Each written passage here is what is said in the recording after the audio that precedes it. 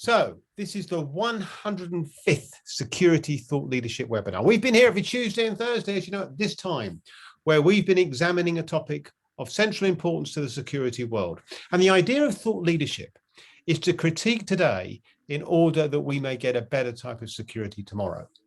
And the idea today is to talk about a topic that has been really at the forefront of both public, political, and business concern for some time, but not very often discussed in the context of security. That is the issue of sustainability.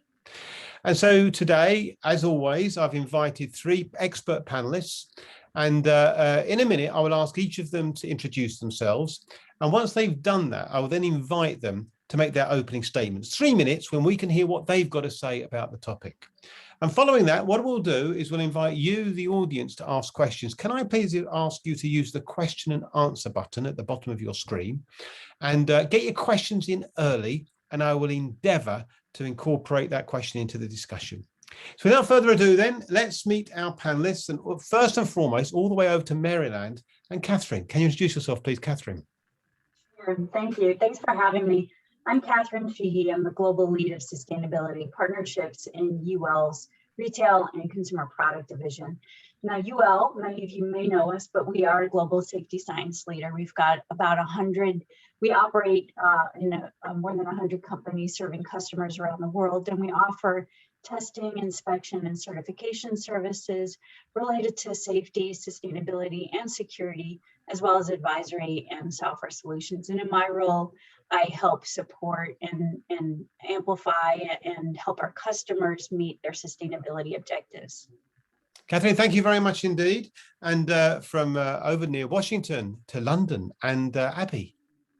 Hi there, I'm Abby Petka. I'm the Group Managing Director of Magenta Security Services. My work with sustainability started back in 2002 when we became the first guarding company to achieve ISO 14001 with the British Standards Institute. Since then, I've spent many years educating other security companies on how to be more environmentally friendly, how to use the 3 Rs, how to incorporate sustainability with corporate social responsibility and health and safety. So they're all linked in, and I'm sure we'll discuss that at a later point. Thank you very much indeed. And finally, let's go up to Scotland and meet Samantha. Samantha. Hi, I am Samantha Lang. I work for Security Group and I look after risk and compliance for the company. Our sustainability strategy really started over a decade ago, and I'm excited to let you all hear about it in a bit more detail further into the seminar. Thank you very much indeed, Samantha. Well, they're our panelists. Once again, 3 experts going to come at this topic from slightly different angles.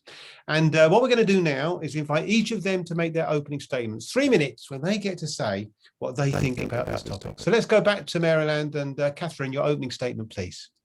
Sure.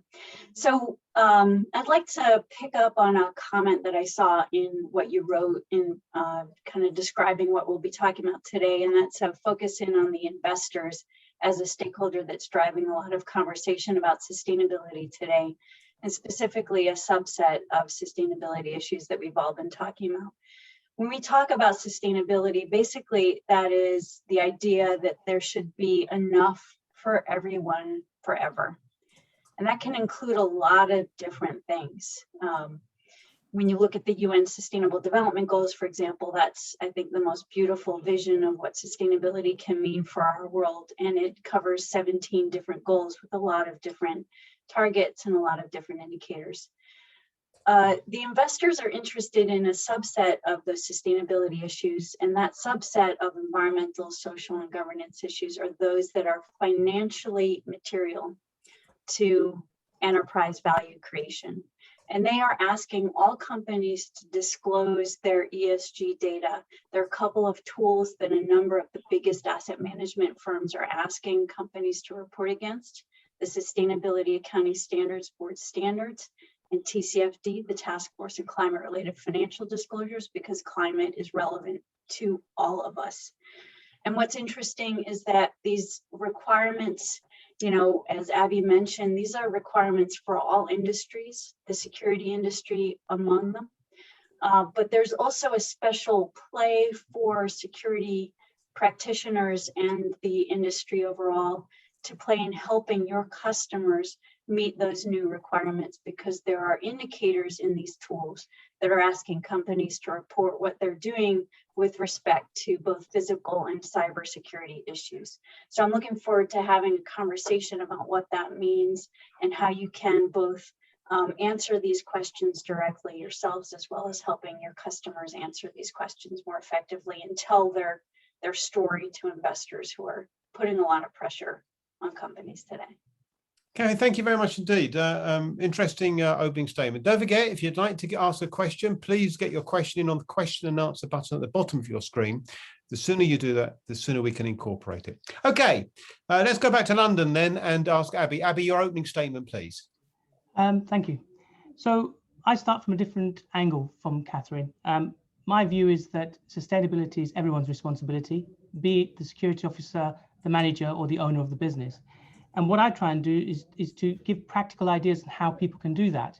You know, people often speak to me about sustainability and environmental cost and how it's not something that they can get involved with. And I would take a completely different view. We can all get involved. It doesn't matter at what level we get involved in. It doesn't matter how small or how big, you know, the things that you do make a difference, but they all make a difference at the end of the day. Now, to give an example, we looked at this many years ago, and we looked at the 3 R's. The 3 R's are reuse, reduce, recycle.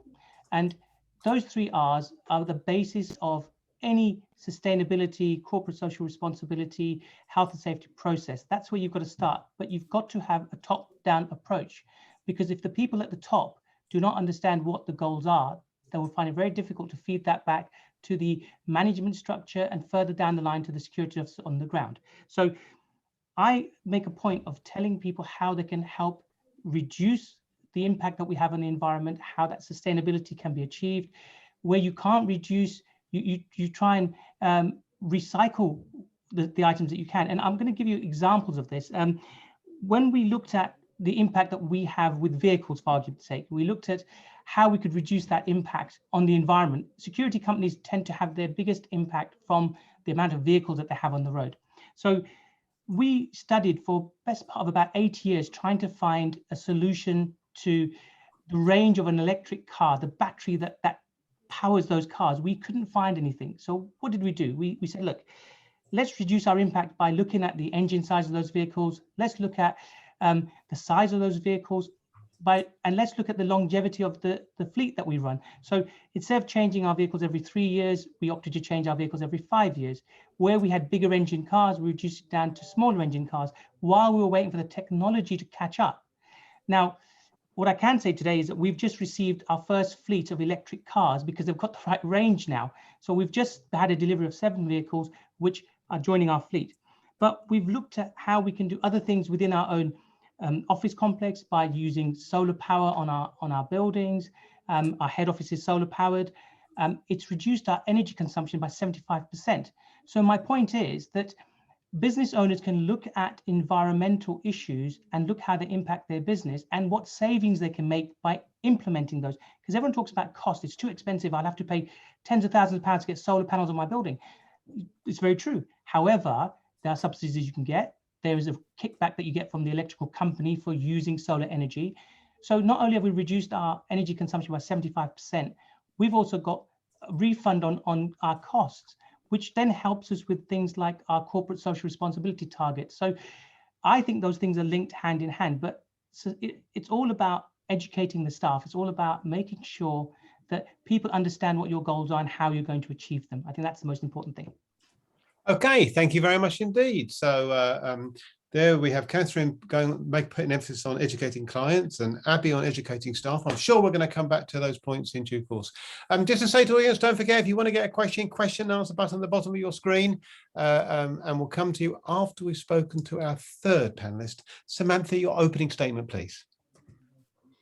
So sustainability has become a fundamental part of every business, I would say. There's a number of obligations that we have as a business, not only from a corporate and social responsibility aspect, but our employees expect us to take our environmental responsibility seriously, and our clients want and really expect us to contribute towards their own environmental and sustainability goals. As we recover from the coronavirus pandemic, climate change and the environment will return to the top of the global agenda.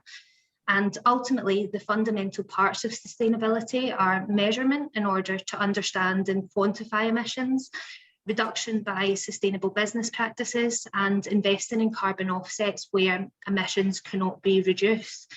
Now, we've been certified to ISO 14001 for over 10 years, and this was really just the beginning of our journey in becoming carbon net zero. Over the past decade, we've continuously developed our strategy through the use of new technology and innovation, in addition to reducing emissions through efficient lighting, heating systems and recycling.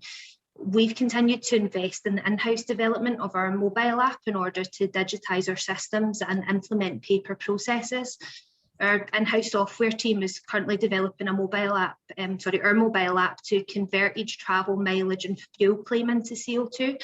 And we hope that this in itself is going to encourage our people to make travel arrangements with the environment as a key consideration.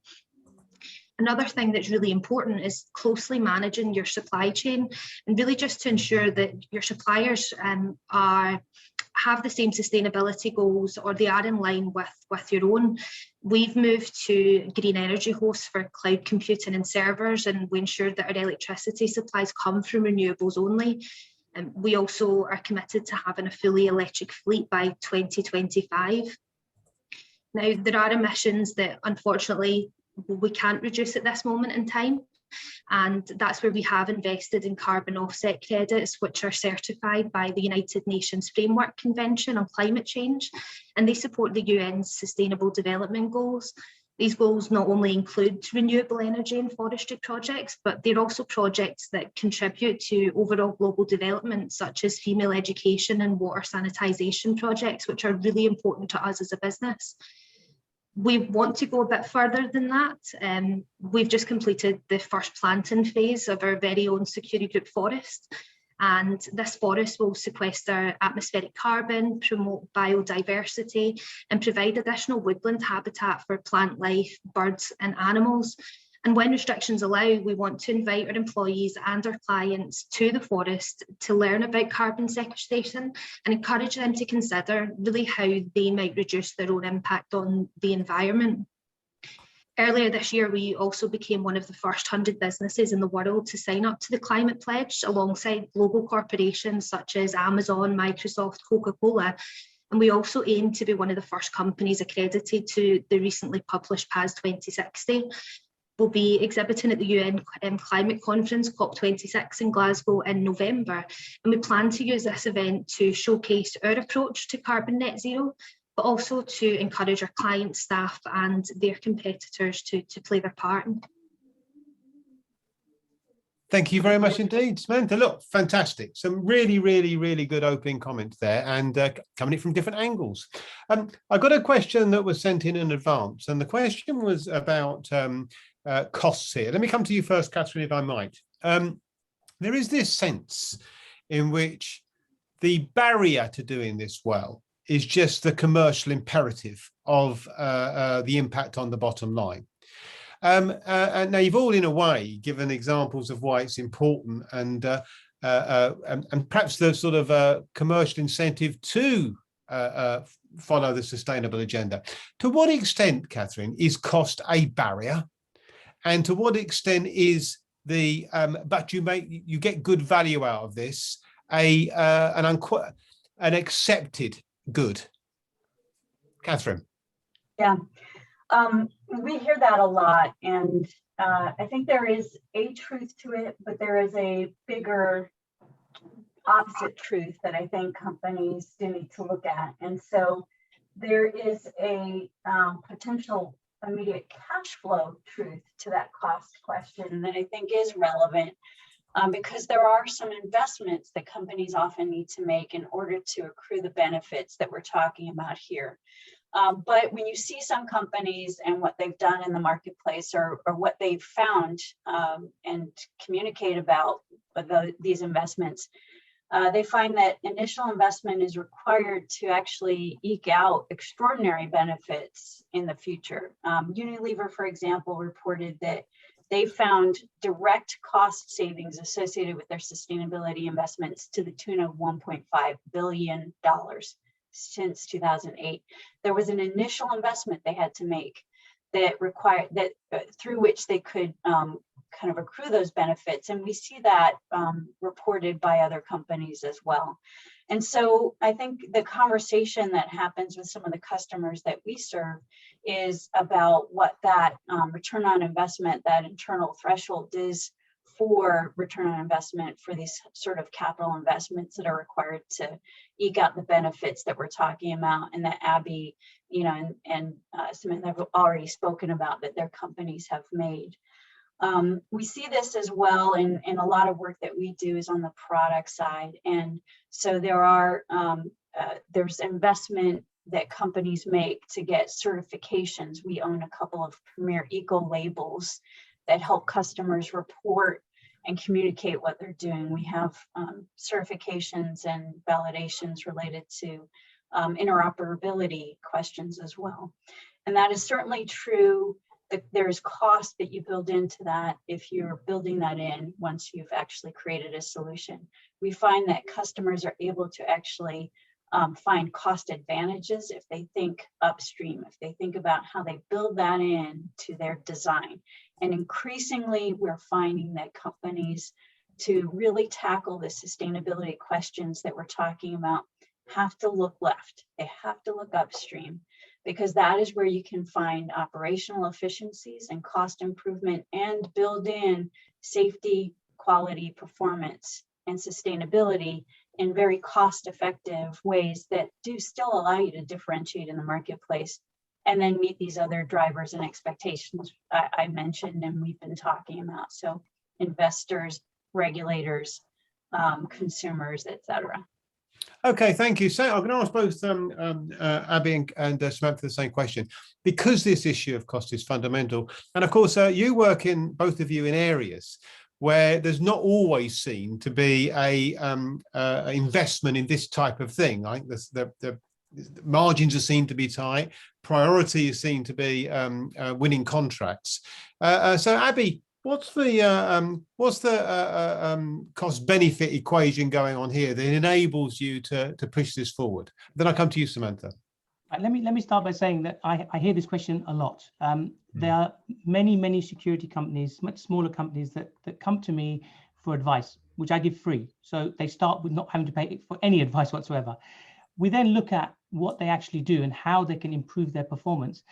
And it's a question of understanding that, yes, you're quite right, Catherine, there is an investment to be put in at the outset, but it's how that investment then reduces their costs over a period of time. And it's understanding that. So what I've done is that I've put together a document that I give to the companies that I deal with, and I get them to fill out this document to see exactly what they spend and how that spend could be converted into savings and still provide the same service. So it's true, security companies work on smaller margins, but if you take a much bigger picture of the whole business, there are savings to be made by going down the route of sustainability.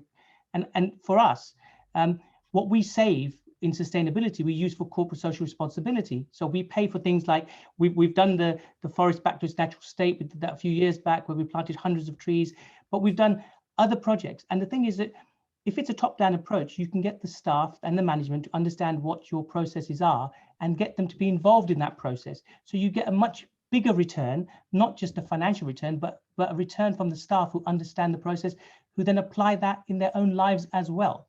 So there's a much bigger picture to be dealt with. It's not just about the finite monies that can be saved. But as an example, I've already given you 75% reduction in our energy use and our energy cost. So yes, we put the investment in to put in energy saving systems within our office that switch off when no one's around, and all these other things that we've done. And there's a long list of things that we've done over the years. But ultimately, it's saved us money.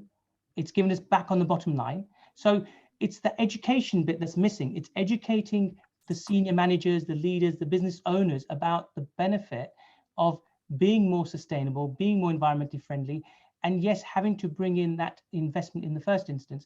And I think we're doing that. And I'll tell you why it's driven by customers. Customers are telling us now they want to see more environmentally friendly suppliers who are more sustainable. So it's been driven. So the benefit is not just what you save, it's what you gain in new customers and the revenues that they bring to you. Interesting. I mean, Samantha, surely the easy way of presenting this to the world is say, look, particularly in the harsh realities of business life, maybe particularly in the security sector, but certainly anyway, is look, here's an opportunity where you can make money. Yeah, and I guess that's an easy way to try and steer companies, but particularly for small companies, they may not have that initial investment of X amount of thousands of pounds or dollars to actually implement efficient heating or lighting systems. And I think that's what prevents companies from moving forward and trying to improve their sustainability goals, when really it can be so much simpler than that. And there's no need for you to change your lighting system and put in that initial investment. Just do it as you require. A bulb goes out, change it with an LED energy efficient. Of course, we're in a really fortunate position where we have had a budget to spend. But exactly as Abby said, you do put in that investment and you can get back 75% of your energy costs. So it is a really good selling point. It's just there are companies that can't afford that initial investment. And I think companies just need to know that, do you know what? We might not be able to go as far as maybe my company or Abby's company have, but every small bit really does make a difference. And everyone started out small somewhere, and it's just making sure that you're educating your employees and your clients, and they're filtering that through their own supply chains as well. Okay, thank you very much indeed. A question then from the audience. Let's go to this one first, because this was also mentioned to me in advance, but let's go with the question. It's about COVID and lockdowns and how this might affect the sustainability agenda. Just out of interest, Catherine, I'll come to you first. Someone was saying to me when I was talking about this webinar, the problem is we've all forgotten about sustainability while we've been working from home. And I thought that's an interesting point. But there's a bigger agenda here, isn't there, about the fact that if people are not in the workplace, then I wonder whether there's the same incentive to invest in that way and the same ability to communicate and benefit from staff engagement. Just a thought for you, Catherine, first perhaps on that, then I'll come to you, Samantha, on the impact of COVID and lockdowns, if any. Yeah, well, I'm going to go back to the investor perspective in talking about this, and also go back to that cost perspective. I sort of feel like I'm beating a drum on this, and it's important, and I do, because the investors are really putting pressure on companies, not just those that are publicly traded, but there's private equity as well, and then those companies that are smaller and suppliers to bigger companies are increasingly being tasked with answering some of these sustainability questions, because the companies they serve, their customers, are being asked these questions. Interestingly, during COVID, the whole economy took a nosedive, as we know, in March, when things started to close down last year. What was interesting is that we saw that those stocks that actually perform well in terms of environmental, social governance, sustainability issues, they didn't kind of dive so deeply. In fact, there was a shallower sort of downturn. And in fact, they performed better than the market over time, even during COVID. There was extraordinary inflow of money on the investor side into stocks that perform well in terms of these ESG factors, because there was some kind of assumption and recognition that those assets, those companies actually could perform better, were more resilient in the face of these huge disruptions in terms of supply chain, which actually was happening with tariffs before that, and climate change and physical climate risks, as well as something like this. Extraordinary amounts of money. I mean, these are trillions of dollars. These are more than, nation states or multiple nation states together.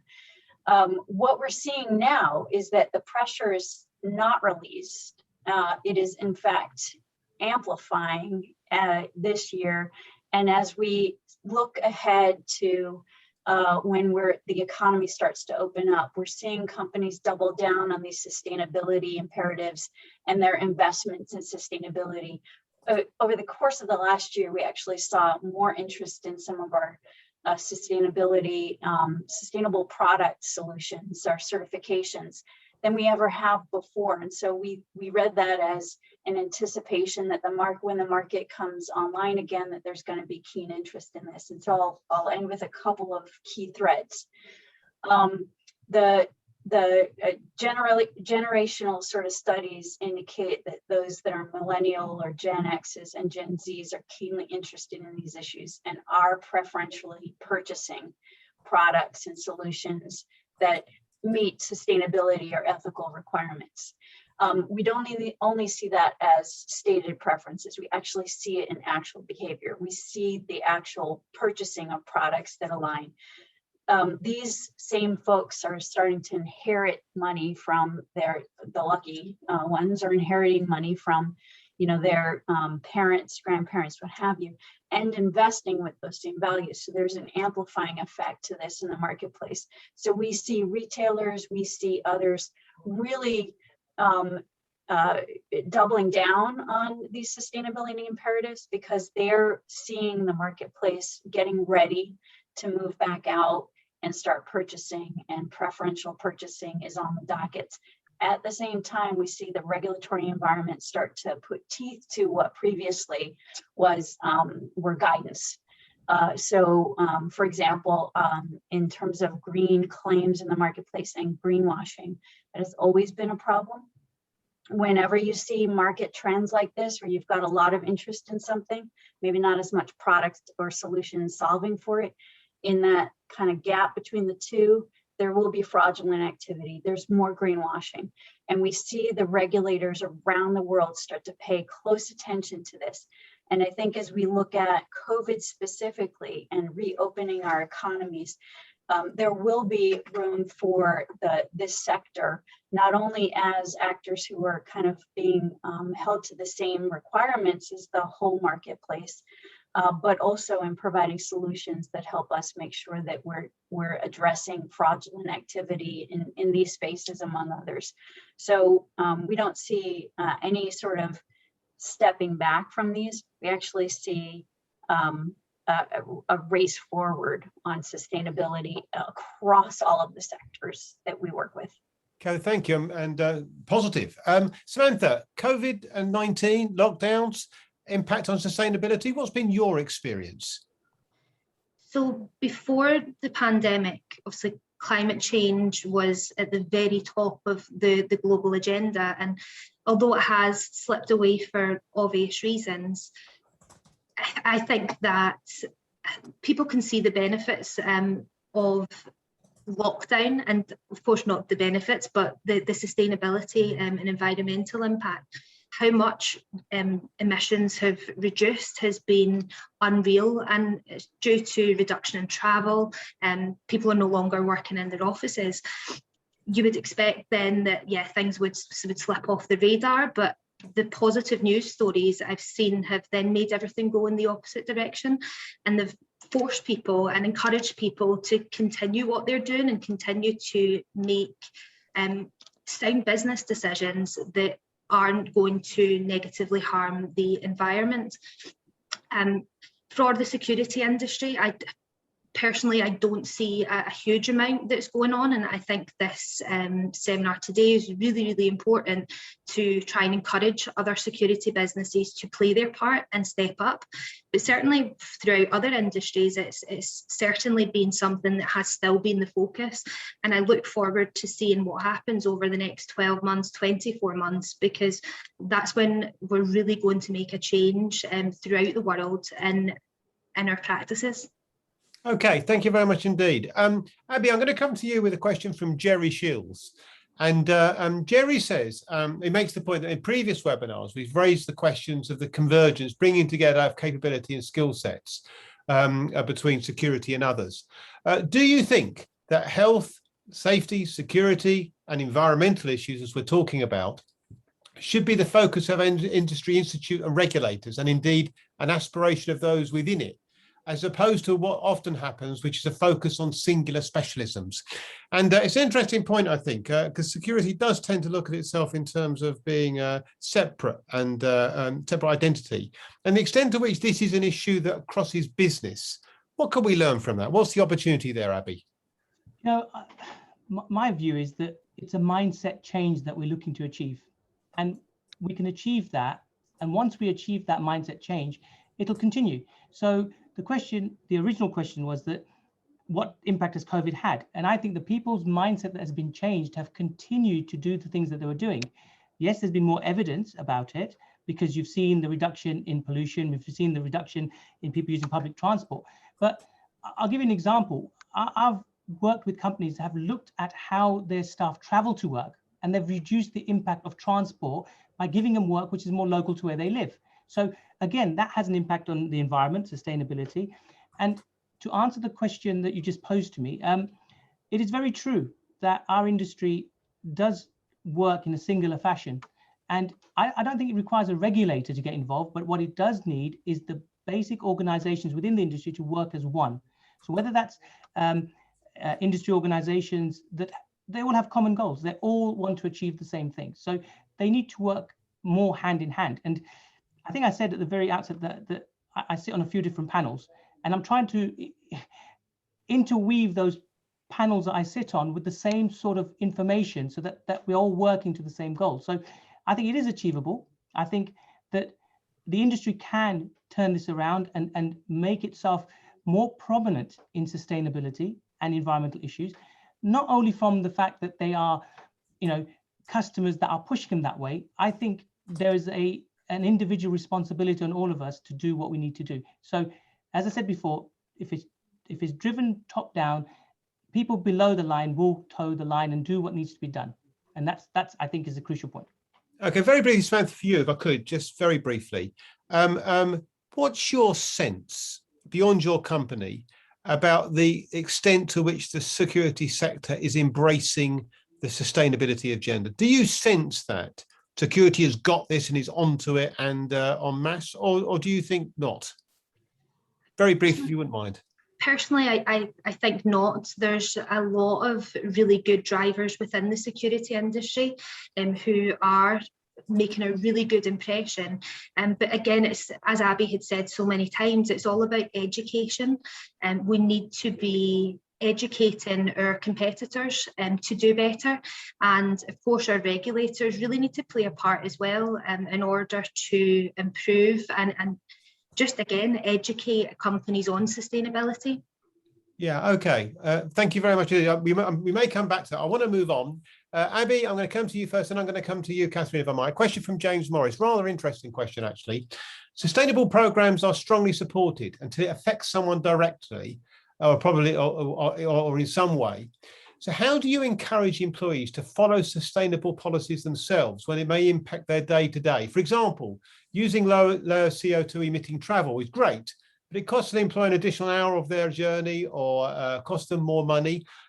These are the real world issues. We can say the nice things, can't we? But the real world issues are where it hits on people directly. So I'm going to come to you first, up with Abby, and then Catherine, I'd like your comments afterwards as well, if I might. Abby first. Okay, so, the people that I work with, once they understand the processes, will continue to work with that. I mentioned earlier that we've had a company that's been looking at how their staff traveling to work. Now, they've sold it to them on the fact that if they're local to work, they don't have to use transport at all. They can cycle in, which is good for their health. So there's a different angle that needs to be taken. But you're quite right. Sometimes officers will look at the cost of certain things, such as vehicles, but we as an organization, we as an industry need to help our staff. So if they want to go to work on a bike, there's a bike scheme they can get involved in, which the company can help them to buy the bike. So there are certain things that can be done by the employer to help the employee. And I've said it already, and I'll say it again, it's the mindset. Once that mindset is changed, doesn't matter what change is, that mindset continues. Once they're on that journey to understand what they need to do. And to answer your point, we involve our staff from day one. We ask them for ideas as to how we should be involved in further projects, be it environmental, be it corporate social responsibility. So we're buying them into the process and giving them involvement. once they have involvement, they're engaged. Okay, thank you. I mean, Catherine, I come to you with James Morris's question. It's about this process, isn't it? About being realistic about what these ideal impacts are for the business on the realities of staff who've got to sometimes confront them in their daily life. Catherine? Yeah, I think this is a super important question because not all of us have the same ability, the same access. There's an equity sort of question in this that's really important for us all to consider as well. And so I'm a big fan of using every tool in the toolbox and providing enablement tools to do, exactly as Abby suggested, but also not necessarily boxing anyone into a single path forward. So what does that mean? Like, if I think about eco-labeling and selective purchasing as just a consumer, not as a person who is operates in my business, as an employee, what have you, I think about how I do this and how I actually recommend that, my friends and my family do this. And it's living in a world where we just don't have time to kind of understand all the implications of these things. And there's always trade-offs. I mean, none of us are living off the land in the middle of nowhere, growing our own food, making our own clothes. There's always going to be trade-offs in just living in the world in which we've created with the things that we like, these sort of devices, for example. So what I suggest is that you start somewhere and you pick a solution or a category that makes sense for you based on a lot of other factors. So as a purchaser, as a consumer, I think about what are the categories of products, either like big category products that are big time sort of singular purchases you don't make very often. If I'm refurbishing my home, I'm going to paint, I'm going to buy new carpeting, I'm going to buy new furnishings. I'm going to do a little extra research. And so it makes sense. And I can go to a little extra effort to figure out what are the attributes and what are the better products from a sustainability perspective I can purchase. Same with product categories I might purchase a lot of. So personal care products or cleaning products these days. And so you can look at specific product categories to figure out what are those actions that you can take. And then you start to roll that out in other pieces or aspects of your life, because it is part of that educational process and that journey. Once we understand how you do it here, you can apply it somewhere else. I think that's true as people who work in organizations. So certainly there are individual decisions we need to make that comport with the sort of lives that we live and where we live and the other pressures on us. At the same time, businesses can support employees in making those decisions by offering subsidies, as Abby mentioned, by offering education and tools, by maybe, if you work too far away, you can't use car sharing sort of services or buses or public transportation. Maybe you can negotiate working offsite, 3 days a week or something like that. So you video conference in, and we certainly have a lot of experience to show that that's possible, certainly for some categories of work. So, I think that I always think both and. I think that we're all journeying toward a more sustainable world, the better world in which we wish to live. And there are lots of examples out there about how other companies have done it, and it's raising those possibilities to our attention to really enable this. Thank you very much indeed. I'm going to see if I can get a couple more questions in. So let me come, Samantha, if I could ask you for, if I could, a fairly concise answer. But obviously in your world, you do work on other people's sites. And Chloe Lovegrove says, what are the best initiatives to implement on customer sites for our employees, and how can we engage them in their workplaces? Our biggest area of difficulty is that we don't have any influence over the basics. The waste streams, energy efficient lightings, but we still want to have a positive effect on the environments we operate in. I guess that's the reality of your sort of world, Samantha. Can I just get your thoughts on that? Just a minute, if you wouldn't mind, because I want to bring Abby in on a different question. Yeah, I mean, I'll give you an example of something that we had implemented at one of our sites. You're right, we don't have influence over really anything to do with energy or waste on our client sites, but what we had done for a large contact call centre was at the end of the night, our security staff went round and turned off all the screens and they turned off the computers. And even just in 1 year, that saved our client around £26,000 in energy costs. And that's something small that we could do as we were patrolling the site at night. And it's just those small changes that, although yes, you can encourage them to change their heating systems to something that's energy efficient, just these small changes can really impact the relationship that you have with your client, but also impact your client's sustainability and environmental goals as well. Interesting. I mean, Itika Rasso has just put up a comment that along these lines, that develop a culture of walking or using a bicycle, reducing use of paper, travel less to pursue things online. I mean, you could always promote that message, I guess, Samantha. There's always that point. Okay, I'm going to ask a question to each of you, a final question from Paul Williamson, which I think is a really fascinating one. And I'll come to you first, Abby. Is buying carbon credits just masking your environmental impacts by being able to say you are carbon free when actually you are not? I thought that myself in the past. Let me put it to three experts. So very briefly, if you wouldn't mind, we've only got a couple of minutes left. Abby first. Controversial. I think doing something is better than doing nothing, but I'd rather that people invested in doing things that made a change rather than just offsetting. Where you can't, offsetting is a potential solution, but I think there are lots of things you can do before you consider offsetting. I mean, is there a sense in which, Abby, some companies are doing this though? You know, they're wealthy and it's the easy option. Let's just spend a few. It is the easy option. You're quite right. It is the easy option, and that's why I say there's lots of other things that can be done before you take that option on board. Where you can't get anything else, that's understandable, but there's so much that we can do that needs a bit of time and effort and involvement rather than offsetting. And I do agree, it is the opt-out, it's or cop-out of getting work done properly to offset. Okay, Catherine, do you agree? I agree. I think about these as a hierarchy. I'm a fan of starting somewhere, doing something, use every tool in your toolbox. Some of these tools that we've created are great temporary tools until we actually create the big solutions, and we should think of them that way. At the same time, it's important to know what you're buying. And so carbon credits that really do have true additionality, meaning they wouldn't exist unless you're actually purchasing them, they can be beneficial. So there's also discernment in what tools are out there and what are the right tools to purchase, but totally agree with Abby. Okay, thank you very much. And Samantha, just a final comment from you on this. Cop out or very necessary sometimes?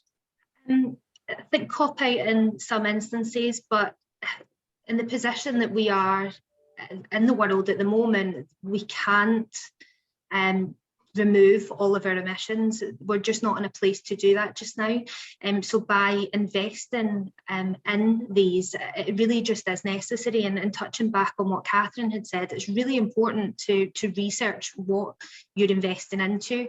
That's why we, for example, look to the carbon offsets that support the UN's Sustainable Development Goals. And I said it's not just planting trees, it is also looking at some bigger issues across the world, such as water sanitisation. So yes, cop out in some sense, but you really are supporting some global issues that we really need to get resolved.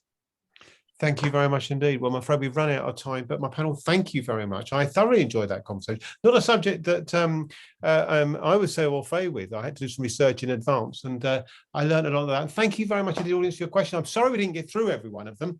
I tried, but hopefully we'll come back to this. I'm sure we will at some future point. Just a few final comments from me, if I might. Just to remind you, actually, that a copy of this webinar and a copy of the blog will be on the website tomorrow, so do look out for it. And just before we came on air, Abby was talking to me about this. Security officers, there's a research project going on focused on security officers, those on the front line. And there's asking them about what they think about their role, taking place in different countries.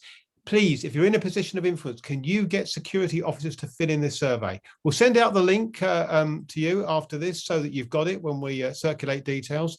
But please do encourage security officers to fill it in. We want to know what they think. And also to note that the OSPAs are open in Kenya, Romania, and the United States. They'll be opening more countries soon, so look out for it. And the TECAs have just opened. TECA Economic Crime Awards, they're open for those involved in any area of economic crime. Look out for those and do get your nominations in as soon as you can. And just to remind you, the Cyber Oscars will open soon for all those in the world of cyber. All these associations have signed up to this global award scheme to recognise outstanding performance in the cyber sector, cyber security sector. So if your organisation's not up there, let us know. It ought to be. And finally, to say, we're going to be back doing this all over again on Thursday, where we're going to be thinking about convergence. Is the problem people rather than technology? And I tell you what's good about this webinar, not the usual suspects, not those who say it's a wonderful idea. We've got a different panel who are going to be raising some interesting thought leadership thinking on this topic. So thank you once again to my panel for their expert insights. Thank you to you, the audience, for tuning in. I hope to see you again soon, hopefully on Thursday at the same time. But until then, wherever you are in the world, take care and stay safe.